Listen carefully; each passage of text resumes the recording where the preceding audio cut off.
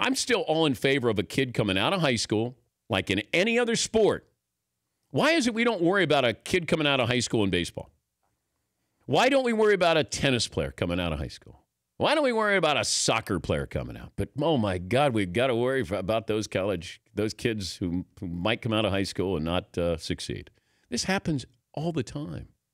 To me, this is about holding on to college basketball, that this is the way it used to be, and we want to make sure that we have some entertainment. The best players are going to be in college basketball.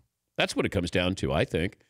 And if you had somebody coming back, imagine if the backcourt for Kentucky was coming back next year. Imagine if Lonzo Ball was coming back for one more year. That would certainly be interesting. We get introduced to college basketball usually around December, January, when we start to think about, okay, bigger picture March Madness here. But give me 3 marquee kids coming back next year. Give me 2.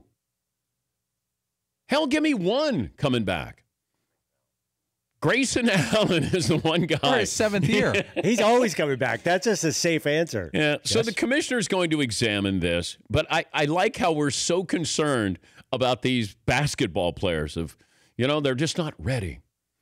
Okay, college football, through hook or crook, has it right that you can't go in until after your junior year, but they're not ready to play.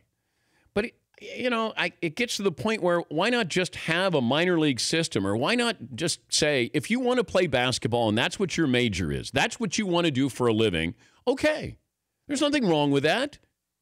These kids who come out of Canada and say, this is all I want to do, I'm joining the juniors, I'm a 16-year-old and I want to play in the NHL, or I want to go on the tennis tour, or I want to be a professional golfer. We don't have a problem with them if they fall through the cracks. But we do with these college basketball players. And please don't sound surprised when somebody says, they don't go to class in the second semester. Why would you? And it feels like this Ben Simmons documentary, that Ben didn't go to class the second half of his freshman year, that all of a sudden has led to this, let's reopen the topic. Really? Are we that surprised? And then I get this. Hey, well, you got to stay eligible because that can cost you scholarships. So you're trying to tell me I got a marquee kid, came in, didn't want to be there, wants to play in the NBA, and he only has to have a 2.0, is not going to get some kind of assistance. Is that what you're going to say? Okay. All right.